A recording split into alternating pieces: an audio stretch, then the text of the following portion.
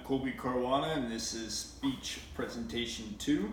This is nonverbal communication, and I decided to do it on the importance of eye contact. So one of the most important things eye contact can do is establish a connection with your audience. And it helps to build a sort of chemistry with your audience when you come on stage confident, introducing yourself, welcoming the audience. It really helps to build a solid rapport at the beginning for the rest of your speech. Another thing you can do is project confidence. That's one thing that's a benefit for the speaker, not just the audience. When you walk out and you make direct eye contact with a particular audience member or a group, if you're presenting to a large amount of people, it can really help to show how confident you are as a speaker, along with your posture, the way you speak. But eye contact is very important, one of the most vital tools in nonverbal communication. It also facilitates engagement with the audience, and that goes along with, it aids with participation and engagement from the audience. If you're interacting with various members of the audience, maintaining eye contact for the appropriate amount of time can go a very long way to driving your points home. So according to Wyatt, these are some of the best tips on how to improve your eye contact. Seeing your audience as an individual listener is very vital.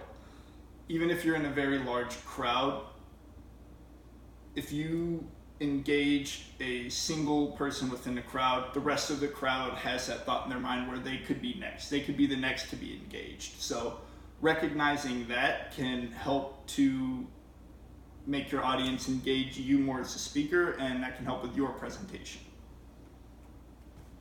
The flip side of that is you also need to try to involve the audience as a whole.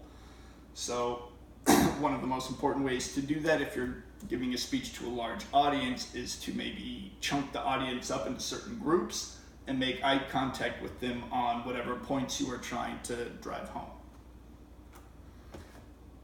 Breaking eye contact, if the person you're looking at is uncomfortable, can also be very important as well. Eye contact can be compared to like the seasoning for foods. Too much is not good, not enough, also not good. Right in the middle, the perfect amount, you get the exact results you want every time. And your audience, when it comes to eye contact, will appreciate that. No one wants to be gawked at or stared at over long in an audience, but they also want to be engaged. So finding that happy medium is very important as a speaker.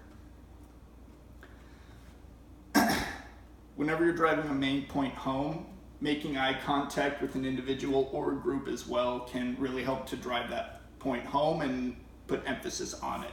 If you're speaking to a whole, you can maybe move your eyes closer to whoever's in front of you, lock eyes with them to drive the point home, and look to somebody else for the next point. Singling out people in the audience can also help you as a speaker gain confidence as well. Having to force yourself to have better posture can also make you feel more confident. Eye contact is rolled up in that as well. So it's always good to remember eye contact is one of the most vital nonverbal tools that you can use as a speaker when giving a presentation or in your everyday conversations. The first tips on the importance of eye contact were from Bernard, and the second on I used not all the 10 reasons for eye contact with Wyatt, but a handful were by him.